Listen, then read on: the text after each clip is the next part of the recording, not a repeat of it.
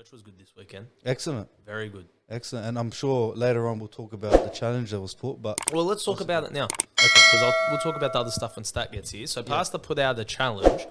It wasn't even to share it publicly, but it was read a proverb a day and find a verse in that proverb that stuck out to you, write it down somewhere and keep a log of it and do that every day of the month. Because if you don't know this, Proverbs is 31 chapters, so you got one chapter a day.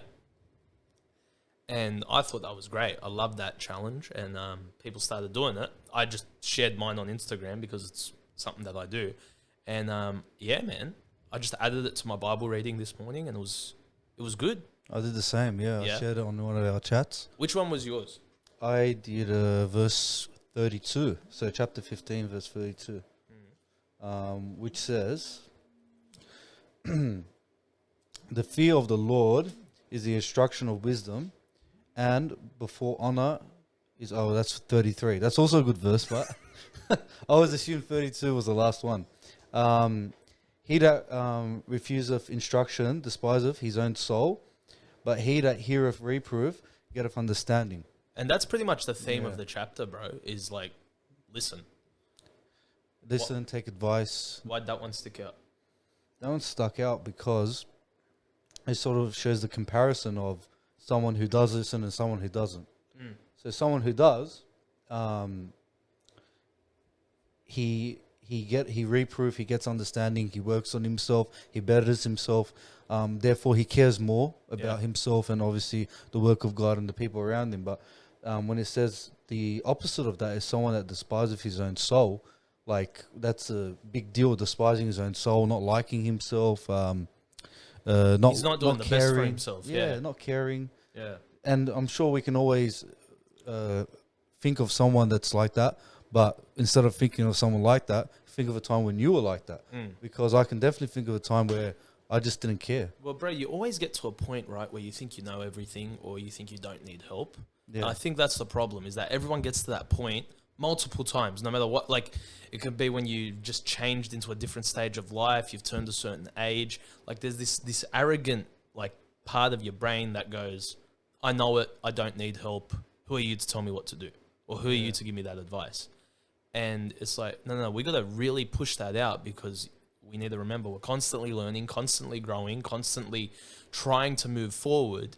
And it's just dumb if you don't. Yeah, it's just dumb if you refuse it. I remember, it's happened to me. I'm sure it's happened to everyone, where you come to a point in your life where you just don't want to take advice from anyone. And that, in my opinion, was one of the lowest points of my life. Yeah? Yeah, well, like nothing anyone could say would help because I didn't want them to help.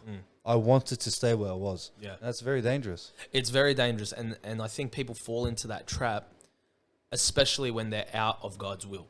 Yeah. Because God has his will to guide and direct you, but if you want to stay out of his will, you're not going to listen to the people that he's got around you. And it's sort of similar to the verse I chose today. It was verse 22. Without counsel, purposes are disappointed, but in the multitude of counselors, they are established. Oh, wow. Yes. So for me, I was going through, you know about it, I'm not going to get into it, but I was going through a lot of life decisions, life choices, a lot of things I was trying to figure out.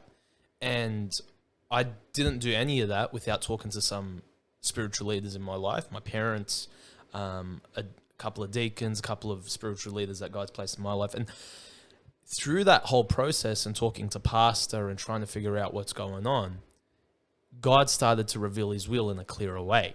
It may not have gone down the way that I thought it was going, but I was able to accept it because it didn't end up being what I wanted, right? Of course. And it was, God's will just ended up being like, it looked like it was going to be the thing I wanted, and then it just diverted last minute.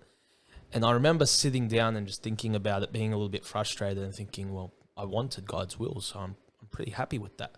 But you don't get that unless you take counsel from the people he's put in your life. You don't get to that point unless you actually listen to those counselors, because without counsel, your purposes, everything you want to do in life, is disappointed. Yeah, and if we want to get deeper into that, there's a reason why those people are there. That's right. For many reasons, some of them being because they've been there, done that. Yeah. So if you're not listening to them, it's almost like you're so prideful. Like, who do you think you are? It's